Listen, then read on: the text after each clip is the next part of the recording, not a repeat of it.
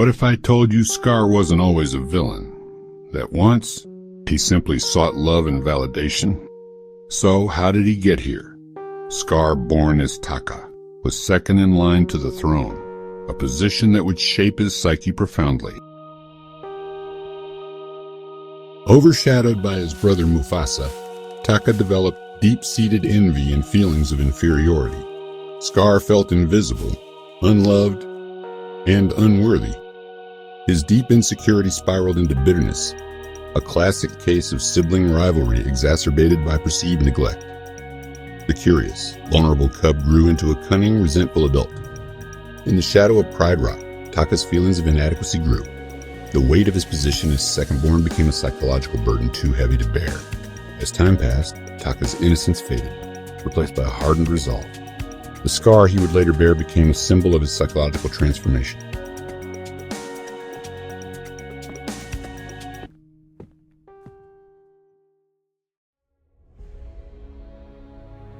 Scar's loss of identity when Mufasa was crowned king fueled his deep-seated resentment. In his mind, the world owed him power, a classic case of entitlement and narcissistic injury.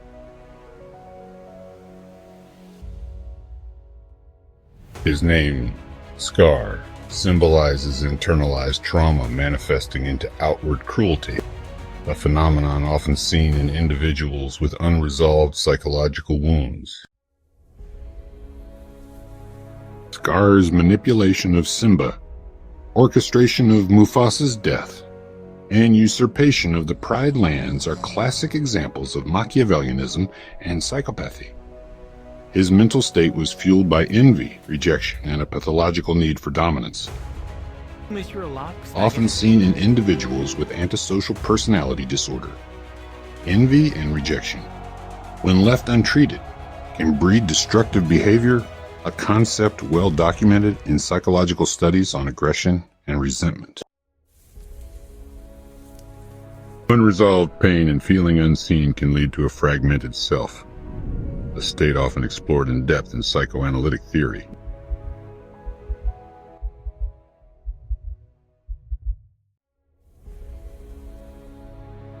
The reason I could relate to Scar, because I used to be a shadow girl.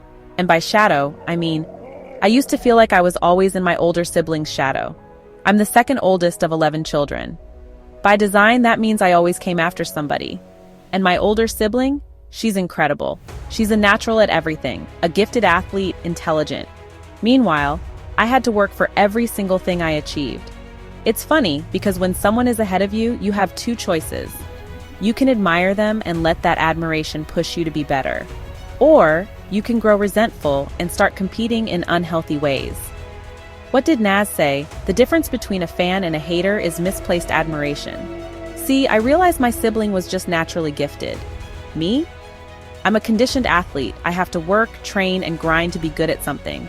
But once I get those skills, oh, I'm unstoppable. I had a choice. I could be bitter or I could embrace myself. So I took on a carefree Patrick persona because I knew I was never going to be SpongeBob. And I was cool with that. I embraced what made me shine. As I grew and matured, I began to see I didn't just live in her shadow anymore. I stepped out of it. And eventually, I stood next to her in my own light. And that's where I've been ever since. So my question for you, Villain Crew, have you ever felt like you were in someone's shadow? If so, how did it shape you? Drop your stories in the comments below. Don't forget to like, comment, subscribe, hit that notification bell, and follow on other platforms.